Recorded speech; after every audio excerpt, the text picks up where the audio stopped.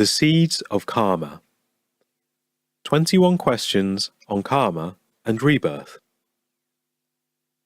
Karma and rebirth are often treated as Buddhism's cultural baggage, a set of Indian beliefs that either because the Buddha wasn't thinking carefully or because his early followers didn't stay true to his teachings, got mixed up with the Dharma even though they don't fit in with the rest of what he taught. Now that the Dharma has come to the West, it's time, we believe, to leave all this unnecessary baggage unclaimed on the carousel so we can focus on his true message in a way that will speak directly to our own cultural needs. However, the real problem with karma and rebirth is that we tend to misunderstand what these teachings have to say. This is because Buddhism came to the West at the same time as other Indian religions, and its luggage got mixed up with theirs in transit. When we sort out which luggage really belongs to the tradition, we find that its bags marked karma and rebirth actually contain valuables. And to help show how valuable they are, here's a set of answers to some frequently asked questions on these topics. 1. What is karma? The word karma has two meanings, depending on context. Primarily, it means intentional actions in thought, word, and deed. Secondarily, the results of intentional actions, past or present, which are shaped by the quality of the intention behind those actions. 2. How do actions determine results? Skillful intentions tend towards pleasant results, and unskillful intentions toward painful results. It's important to stress the word tend here, as there's no ironclad tit-for-tat deterministic connection between an intentional act and its results. This is because the causal principle underlying actions and results is very complex. Your present experience is shaped by three karmic factors: the results of past intentions, and this includes all your sense spheres, present intentions, and the results of your present intentions.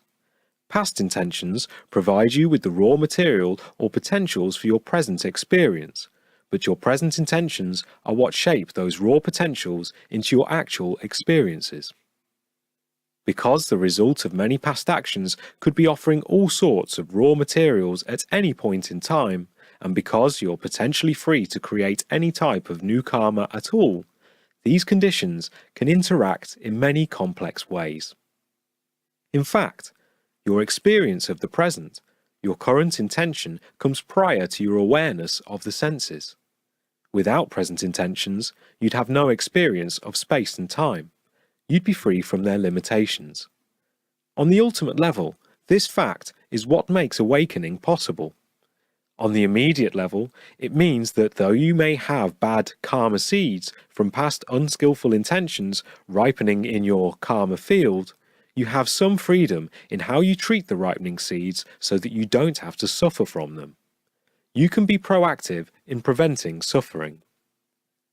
This is why we meditate, to sensitize ourselves to our present intentions, some of which are very subtle.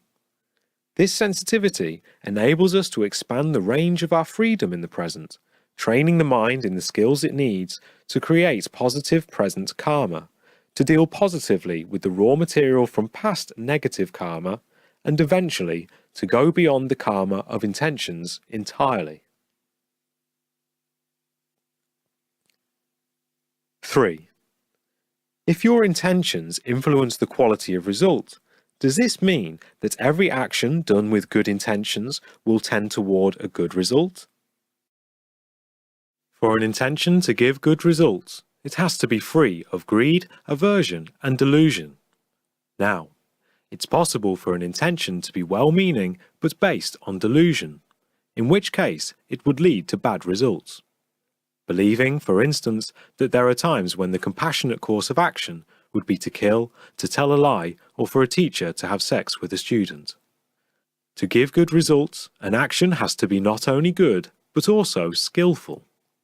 This is why the Buddha taught his son, Rahula, to develop three qualities in his actions: wisdom, acting for long-term happiness; compassion, intending not to harm anyone with his actions, and purity, checking the actual results of his actions and learning from his mistakes so as to not be fooled by an intention that seems wise and compassionate but really isn't.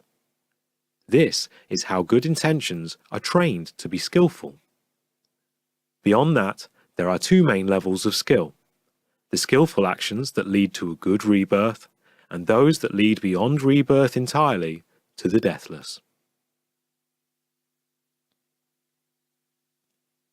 4. Is it possible to burn off old karma? No. In the Buddha's times, the Jains believed that they could burn off old karma by not reacting to the pain of their austerities, and the Buddha reserved some of his sharpest ridicule for that belief. As he said, they should have noticed that the pain experienced during the austerities ended when they stopped the austerities, which meant that the pain was a result not of old karma being turned off, but of their present karma in doing the austerities. Still, it is possible to minimize the results of bad past karma. The Buddha compared past bad karma to a big lump of salt. If you put the salt into a small glass of water, you can't drink the water because it's too salty. If you toss it into a large, clean river, it doesn't make the water of the river too salty to drink.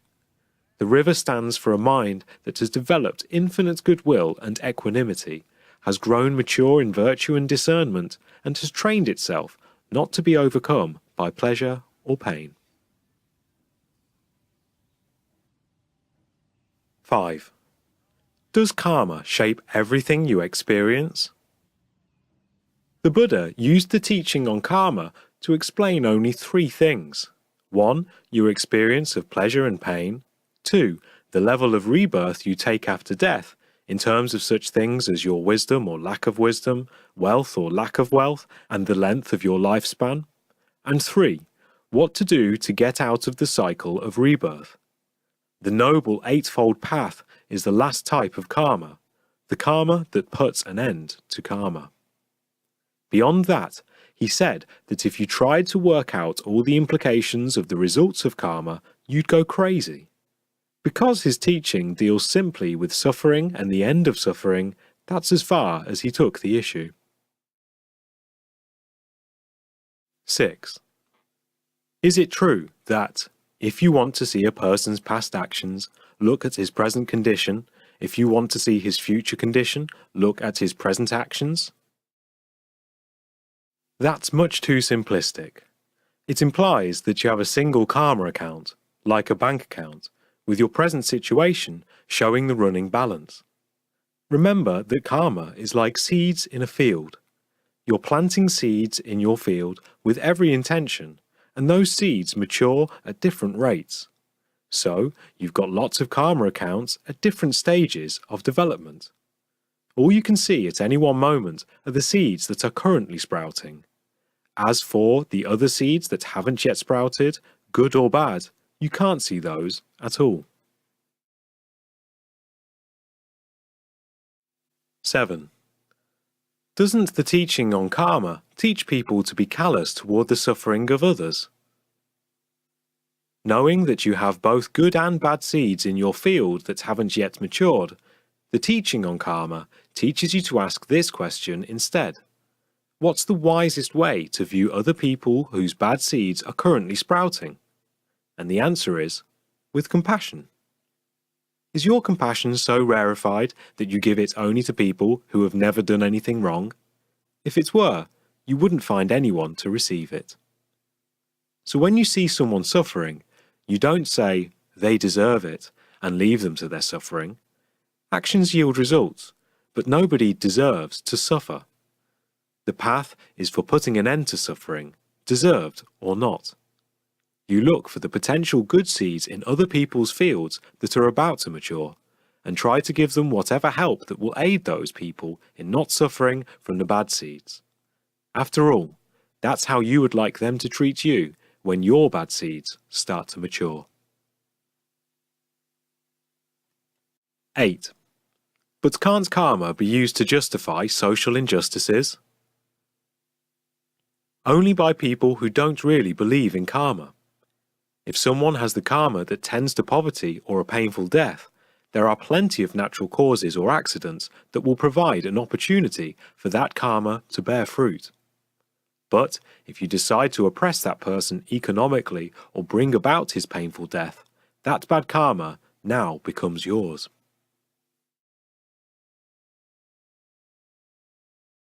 Nine. Don't people believe in karma just because they want the universe to seem just? If they do, they're in for a disappointment. When you sow seeds in your karma field, you get the same kind of plant whose seed you sow, but the size of your harvest will vary in line with many other factors, other actions you do before and after, and your state of mind when the seed ripens. This means that a minor action might yield huge results, or a major action, small results.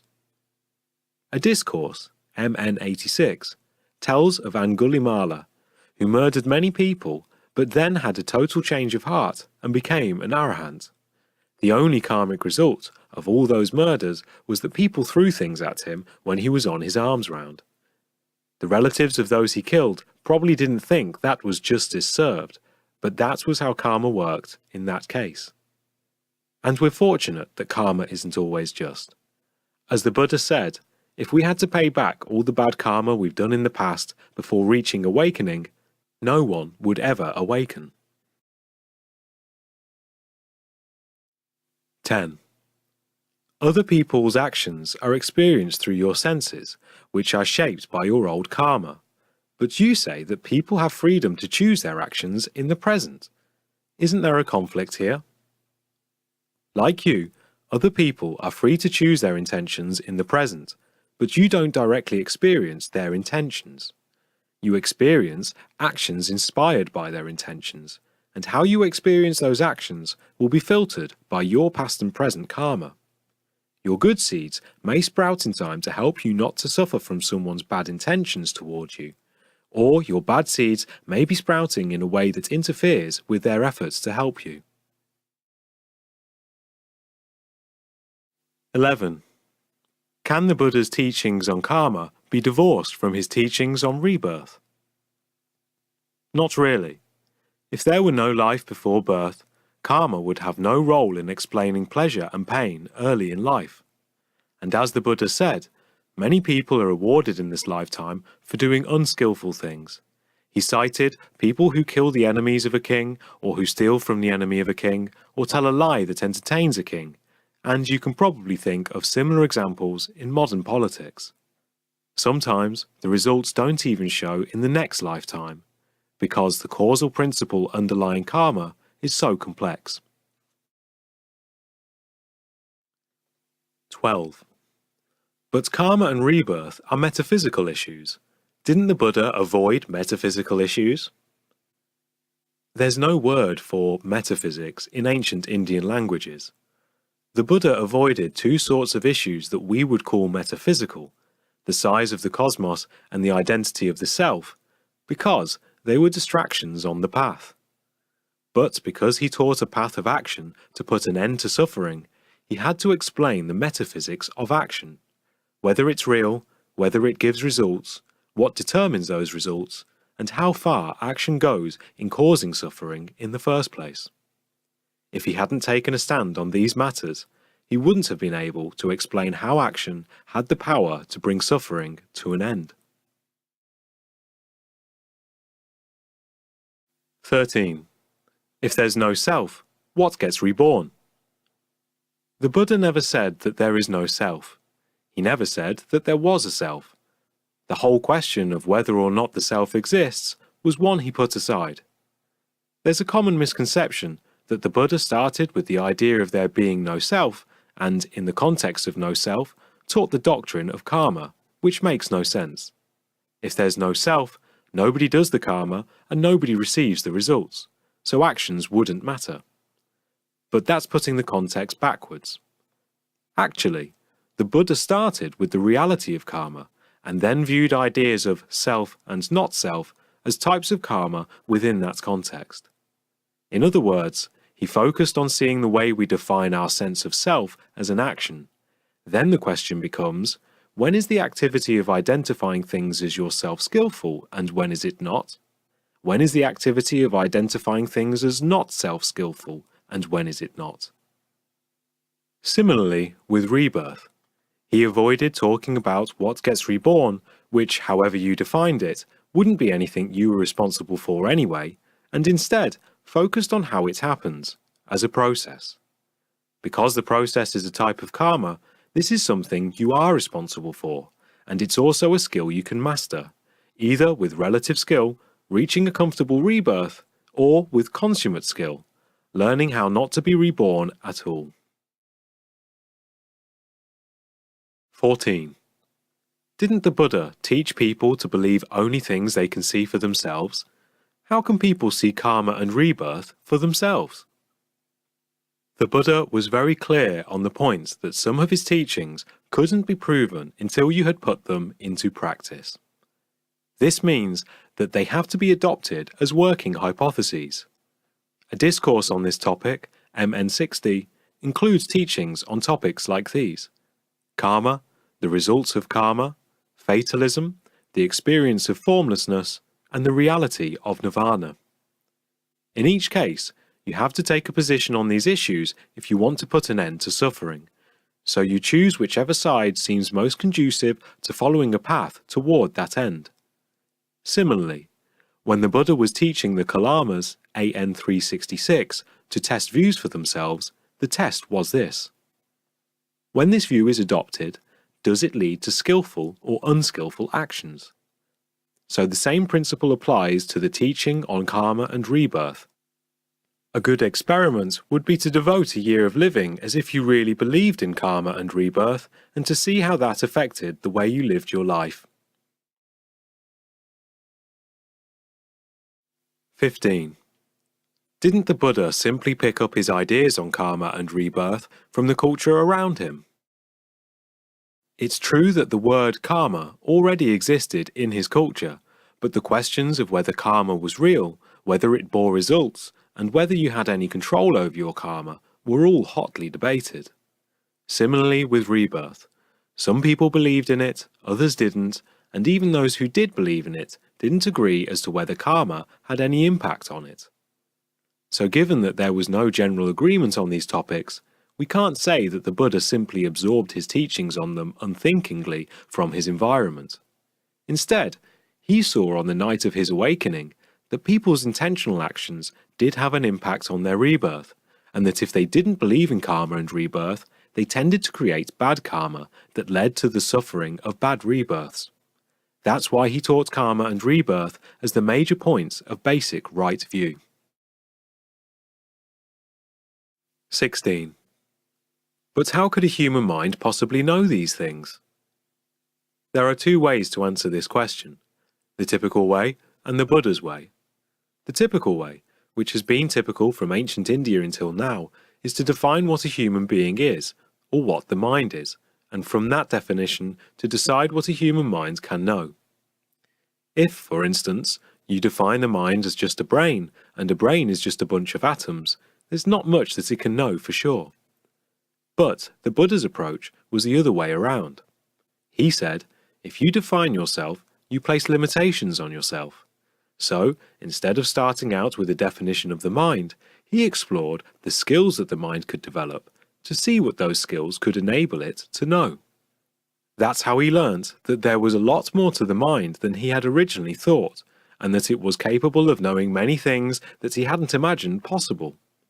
By his example, he's showing how to drop some of your own cultural baggage, such as materialistic, romantic, or Judeo-Christian views of what you are, and to try on views that will allow you to test whether he was right, by developing the same skills he did.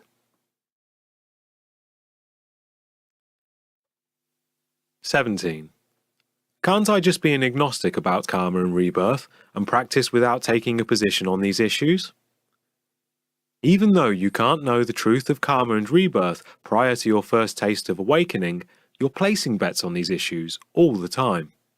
Every time you act, you're calculating whether the results will be worth the effort. The fact that you're expecting results means you believe in the power of karma to at least some extent. Even if you deny that you're acting with any expectation of results, part of the mind is calculating that your denial will give you good results of one sort or another. If you do something you know is unskillful, but tell yourself it won't matter, you're taking a position against karma. If your calculation of the results doesn't include the possibility that they could extend into future lifetimes, you're taking a position against rebirth. So you're taking positions on these issues all the time. The Buddha's simply pointing out that you'll benefit from adopting his position consciously and consistently. 18. But karma and rebirth focus on past and future. Doesn't the Dharma teach us to focus totally on simply being mindful, i.e. fully present, in the present moment? The Buddha talks about the importance of focusing on the present moment only in the context of karma. You focus on the present because you know that there's work to be done in training the mind in developing skillful present intentions, and you don't know how much more time you have to accomplish that training. If you don't train it now, you'll suffer both now and on into the future. And it's important to note that mindfulness doesn't mean being fully present in the present moment. It means keeping something in mind. Right mindfulness means keeping in mind lessons from the past, either teachings you've learned from others or lessons you've learned from your own experience, so that you can apply them skillfully in shaping your present intentions. When the Buddha discusses karma, his references to past and future almost always come back to the present. He discourages people from asking what particular actions led to their present state or what particular future state they can expect from their current actions. Instead, he asks them to keep the general principle in mind, that skillful actions lead to good results and unskillful actions to bad, and to focus on being as skillful as possible in the present moment, ideally for the sake of reaching awakening through the level of skill that puts an end to karma. So the present isn't divorced from the past and future in the practice. It's tied to the past and future through the dynamics of karma, and the goal of the practice is to get beyond past, present, and future entirely. 19. Why try to get out of karma and rebirth? Because the unawakened mind is so quick to change that it can't really trust itself to act consistently on skillful intentions. The only happiness that's truly reliable and genuinely harmless all around is the happiness of nirvana, which isn't dependent on karma at all. 20. Why focus on issues of skillful and unskillful actions when we can instead open up to the sense of emptiness or space that already surrounds us? That emptiness is conditioned. It, too, is the result of actions, subtle perceptions, but actions nonetheless. The freedom that's truly unconditioned lies right next to our freedom of choice in the present moment. The only way to know unconditioned freedom is to get more sensitive to our freedom of choice. And we do that best by trying to get more sensitive to what's skillful and what's unskillful in our actions. As this sensitivity develops, we'll be in a better position to judge when we're still making subtle choices and when we're experiencing something in which no act of intention was involved at all. 21. Does this mean that awakened people have no intentions? There's no intention at the moment of awakening, but when fully awakened people return to the world of the senses, they experience old karma. They also have new intentions, but they destroy the potential for those intentions to yield karmic results. In the Buddha's image, they destroy the seeds as they create them. But to understand what that means, you have to gain awakening yourself.